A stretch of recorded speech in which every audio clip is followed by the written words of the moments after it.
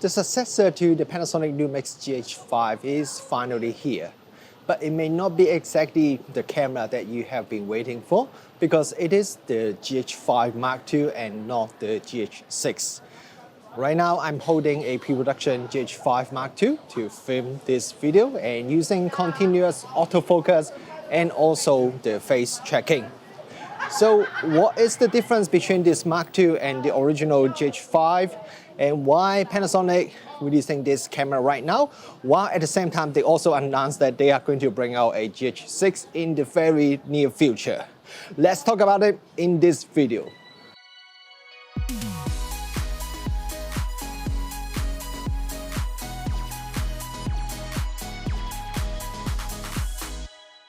Kia ora, good morning everyone, Richard Wong here. Welcome back to the channel.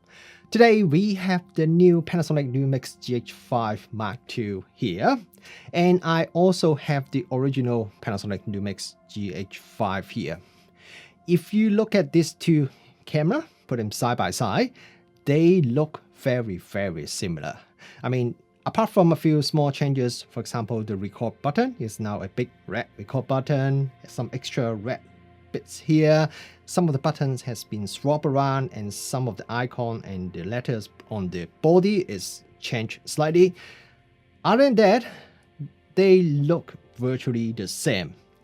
But there are actually quite a lot of changes between these two cameras. So in this video, I'm not going to go through every single feature that is available on the GH5 Mark II because there are a lot of features and a lot of them are carried over from the original GH5, and I assume most of you watching this video would be quite familiar with the GH5 anyway. So instead, I'm going to talk about 10 of the biggest changes that Panasonic put into the GH5 Mark II compared to the original GH5. I think it's gonna be quite a long video, so go grab yourself a cup of tea, coffee, or anything, and then come back and start watching this video. I guess pretty much everyone know that the original GH5 has a very good in-body image stabilization system, and its dual IS system is just fantastic. I remember last year when I was doing the review of the Panasonic Lumix S5, I was doing some testing of its in-body image stabilization system, and I did some comparison with some other cameras in the market, including the S1H and also GH5 and other full-frame camera like Nikon Z6, Sony a7 III. For those of you who have watched those comparison videos, I guess you agree that the GH5 has the best in-body image stabilization system. It is better than all the cameras that I have tested together, including Panasonic's own S1H, and it is much better than the other full-frame camera that I was testing at that time. So this time, Panasonic has improved the image stabilization system on the GH5 Mark II. According to the official figures from Panasonic, the GH5 Mark II's IBIS itself is now up to 6.5 stop effective when you are shooting at 60mm, which is a 120mm equivalent focal length, while the original GH5 is only 5 stop.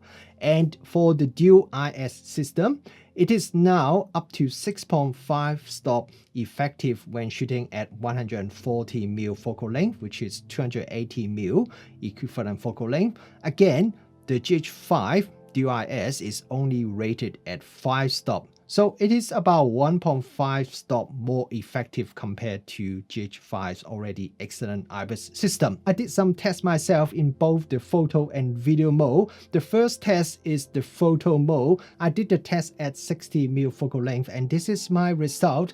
If you look at the graph, you can see the GH5 Mark II is about 1 stop or slightly over 1 stop more effective compared to the original GH5, which is quite similar to the figures from Panasonic. And for video recording, I can also see some good improvement, especially when I'm filming at the more demanding longer focal length. The footage from the GH5 Mark II is definitely a lot more steady compared to the footage from the GH5. I have a separate and longer video that share with you all the IBIS test video footage that I did, so check out that video after this one if you want. Consider how good the IBIS is on the original GH5. It's really good to see Panasonic has made some noticeable improvement to the IBIS system on the GH5 Mark II. Doing video live streaming is becoming more and more popular, and so far there are three most popular ways that you can do live streaming using a Panasonic Lumix camera. The first option is to buy a HDMI video capture card. So you connect it to the HDMI port on your camera and then plug it into your computer, and then you can do live streaming that way. Or there are two other options. Both will be using the Panasonic software. One is using the tethering software from Panasonic, and the other is to use the webcam software from Panasonic. So all these three options would require you to use a computer. With the GH5 Mark II, there are now some new options that is available to you. The first option is to connect your GH5 Mark II wirelessly to your smartphone using the Lumix Sync app. You can then set up the Sync app and choose to do a video live streaming either to Facebook or YouTube. I have tried it a few times and I found it very easy to use compared to the previous options.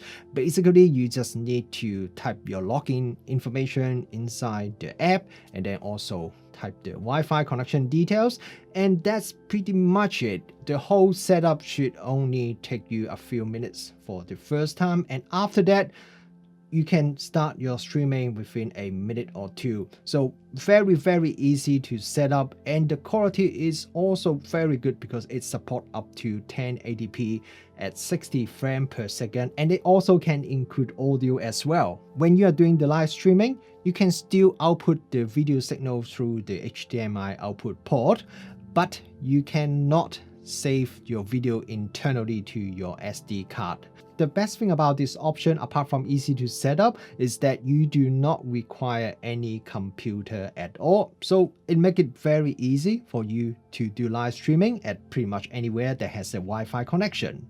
The second new option is to use the Lumix network settings software. So this solution does require you to have a computer because you have to set up the connection information using your computer, and then you would transfer all the information to the SD card, and then you put the SD card into your camera, and that would then allow you to directly connect your camera to your router wirelessly to do the live streaming. And there are actually two more live streaming options that will be available very soon via a firmware update. The first one would allow you to connect your camera using a USB cable to your smartphone so that you can do live streaming using the 4G or 5G connection. And the other option that will also be coming very soon is to allow the camera to have a wide LAN connection using the RTP RTSP protocol, and that will allow you to have high quality live streaming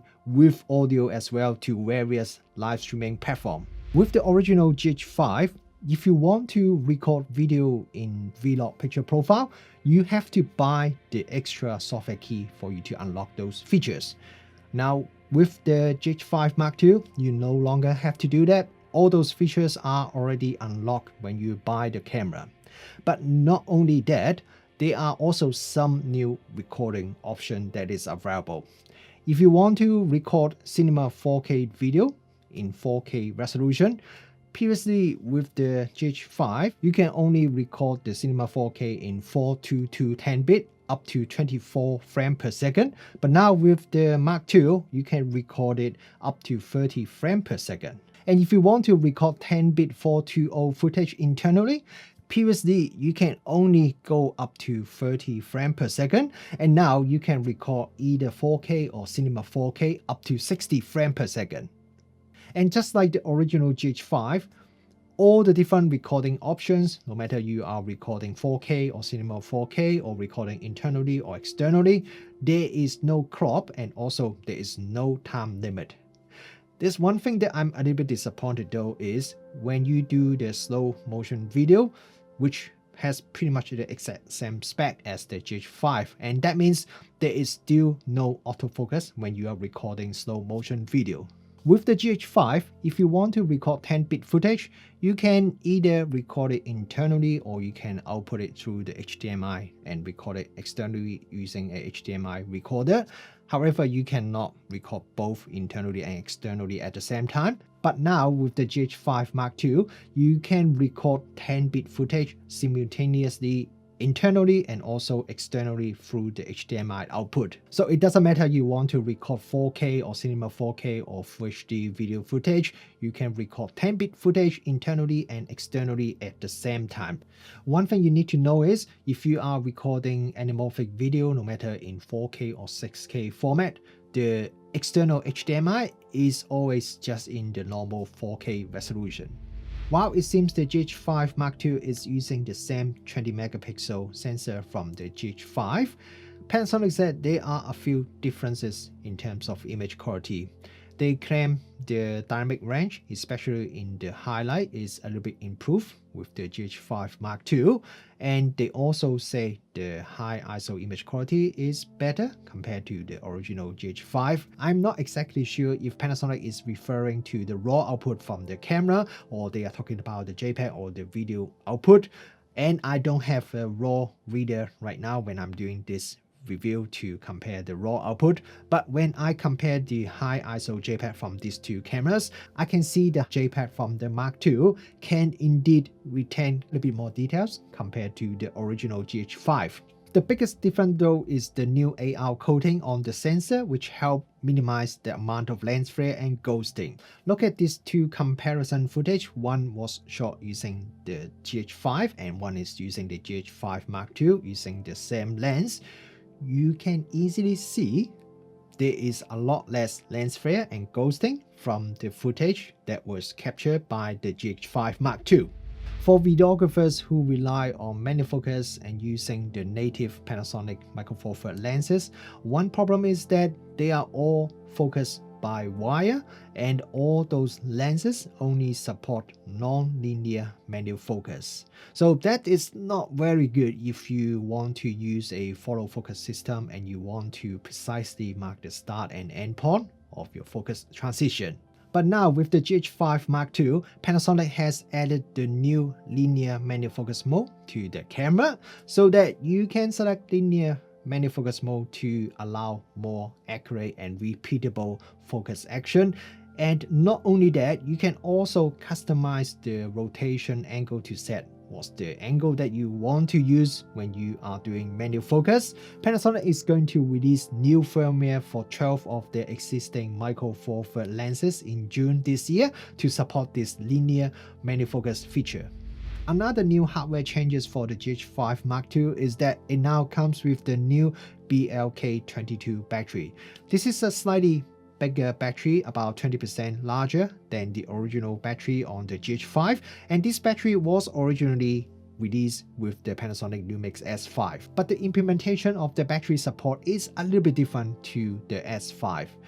On the BLK22 battery, there are two set of connectors that is on the battery. One is for the backward compatibility with the older camera like the GH5, but the S5 used the new connector, and what that means is you actually cannot use the older battery from the GH5 on the S5, but you can use the new battery on the older camera like GH5. But now with the GH5 Mark II, Panasonic choose to stick with the old connector for the Mark II, so that means the GH5 Mark II is compatible with the older battery from your GH5. So it is much better for people who are moving from the GH5 to the GH5 Mark II. But not only just that, the USB connector on the Mark II, you can charge the battery using the USB connector. It also supports power delivery, or you can do both charging and delivery at the same time. So it would be much better for people who want to do long shooting. You can just plug in an external power source, and because the camera has no recording time limit and virtually wouldn't overheat, so you can record as long as you like. The next thing I'm going to talk about is something that is not very obvious, and that is firmware. Panasonic has been really good at updating the firmware for their flagship camera. For example, the GH5 right now the firmware available, the latest one is 2.7. So Panasonic has released many firmware update for the GH5 to fix some bugs, add some new features, or improving the performance of the camera. But you may know or you may not know is that there are some certain features that is not available on the GH5 even with the latest firmware, but is available on the other latest Micro Four Thirds camera. For example, the autofocus, there is still no animal autofocus with the GH5 while it is available on the G9 or the GH5S. And the reason why is because the GH5 was Panasonic's first camera that was in this generation. So because of that, the firmware on the GH5 is actually quite a bit different to the firmware that is on the G9 and the GH5S. So when it comes to time to update and support new feature, it's quite hard for Panasonic to add some certain features back to the GH5 while they can do it quite easily to the other cameras. So that was one of the reasons why some certain features are not available on the GH5 even with the latest firmware. So this time with the release of the GH5 Mark II and also comes with quite a few hardware changes, this allows Panasonic to completely update the firmware for the camera, and that would allow Panasonic to continue to support and update the firmware on the camera. The first new firmware update for the GH5 Mark II that will be coming this year will include features like live view composite and also the new live streaming options that I already talked about earlier on in this video. There will also be new firmware update coming soon for the G9 and the GH5S, which give you autofocus improvement, new video assist tools, and for the GH5S will also include the ProRes RAW output. With the GH5 Mark II, Panasonic has updated its autofocus system so that it has the same performance as the Panasonic S5. So with the original GH5, it can only do face and eye detection, but now with the GH5 Mark II, it can do face, eye detection, but also head detection, body detection, and animal detection as well. And not only that, the detection is a lot more accurate and a lot faster. If you look at this comparison footage, you can see that it can detect me a lot more accurately, and also when I turn around, it can detect my head. When I walk further away, it can detect my body, and also it can detect my face when I was at a much further away distance compared to the GH5. The continuous autofocus overall is also a little bit more reliable and a little bit more consistent compared to the GH5. And also when it's trying to do the human detection, if your subject has something that is partially blocking their face, the camera would still be able to stay tracking that subject instead of move to something in the background.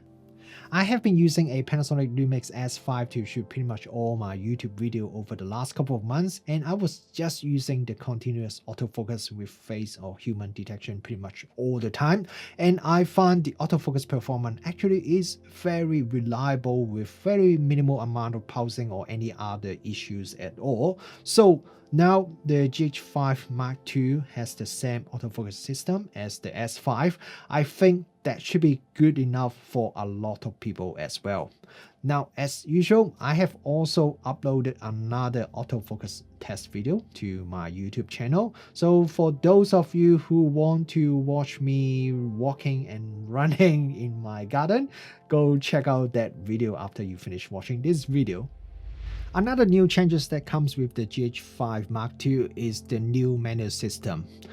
The menu system on the GH5 is not bad. It's certainly a lot better than a lot of other cameras in the market, but the GH5 Mark II now is using the same new multi-layer menu system just like the Panasonic Lumix S series cameras. This new menu system is definitely better designed, allow you to find and change your setting faster, and for people who is also shooting with the Panasonic S series camera, you have this similar kind of menu system on two cameras, so that makes things a lot easier. But it's not only just that. With the new menu system, it also gives you some new feature as well. For example, in the video format selection screen, you now have a filter option so that you can filter out the video format that you want according to the filter you set up, and then you can add it to your favorite list so that you can find your favorite video format a lot easier. And you can also choose whether you want to share the various camera settings between the photo or video mode or not.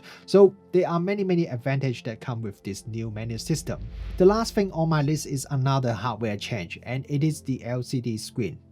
If you look at the specs, you may notice the LCD screen on the GH5 Mark II is actually slightly smaller than the one on the original GH5. It is now 3-inch compared to the 3.2-inch on the original GH5, but the resolution of the LCD screen is quite a bit higher. It is now 1840K dot compared to the 1620K dot on the original GH5, but more importantly, it is a much brighter screen than the one on the GH5. According to Panasonic, it is now 150% brighter than the screen on the GH5. When I have these two cameras side by side and shooting outdoor on a sunny day, I can easily see the difference between the LCD screen on these two cameras. The LCD screen on the Mark II is definitely quite a bit brighter and make it a lot easier to see.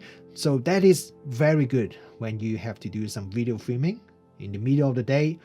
Another thing I also noticed is that the LCD screen on the GH5 Mark II seems to have a much wider view angle compared to the GH5, so it's much easier to see the GH5 II's screen from an angle compared to the GH5. When I first start working on this review, so I already had the idea that I should list out 10 biggest changes between these two cameras, but at the same time I was a bit worried, like these two cameras look so similar. Are there actually 10 important changes that I can talk about in this video? Maybe I should drop the list to top 8 or top 5. Maybe that's all I can talk about. But after shooting with the Mark II side by side with the GH5 over the last week or two, and also after reading that very long 60-page PDF file that Panasonic sent me with all the information, there are actually many changes between the GH5 Mark II and GH5. So it's very easy to have a top 10 list. And there are also many other changes. For example, the new picture profile, the new vertical shooting mode, the recording frame indicator, and many other changes that I can include if I want to make this video even longer. So yeah, there are actually quite a big changes compared to the GH5, even though if you look at outside, it looks like it's virtually the identical camera. When Panasonic told me about the GH5 Mark II, and at the same time they told me that, oh, by the way, GH6 is also coming soon. We are going to announce the development and it will be available within this year. My initial thought was, why are you guys doing that? Why are you introducing a new camera and then tell people that there's another new camera that's going to be arriving very soon? What's the logic behind that? But after I talked to Panasonic a little bit more and also myself think about it a little bit more, I actually think it completely makes sense. The GH6 will be quite a different camera. It will come with a lot of new hardware, new technology. The spec will be quite a bit better than the GH5 or the GH5 Mark II. Unfortunately, that means the price point of the GH6 will also be quite a bit higher than the current GH5 or the GH5 II level. And that means usually what most camera manufacturer will do is when they introduce a newer, bigger, better, more expensive model, they will just continue selling the previous flagship at a slightly lower price point and just let it sell like that. So for people who doesn't really need the latest flagship or can't really afford the latest flagship, they will just buy this previous model. But Panasonic, they decide to do something a little bit more. So instead of just selling the GH5 for another couple of years, they did quite a bit of work to update it, to refresh it. As you can see in this video, Panasonic actually put a lot of changes into this camera, even though looking at the exterior or just quickly looking at the spec sheet, it doesn't look like there's a lot of changes. But this is enough to bring this camera up to a 2021 level and make it a pretty good camera over the next couple of years as well. So this actually really makes sense, and to me it shows me that Panasonic is fully committed to the Micro Four Thirds format. Unlike other people are saying Micro Four Thirds is dying, Panasonic is abandoning Micro Four Thirds. To me, the sign that they show with this new GH5 Mark II shows the exactly opposite thing, because it shows that they want to maintain their Micro Four Thirds system so that they have some new camera in the different price level. So at least that's how I think. What do you guys think? And what do you guys think about this GH5 Mark II? Do you think it's a good update to the original GH5? Will you be waiting for the GH6 instead, knowing that it will be more expensive than the GH5 Mark II? Let me know your thoughts by drop a comment below. Thank you very much for watching this pretty long video, and I will see you in my next video.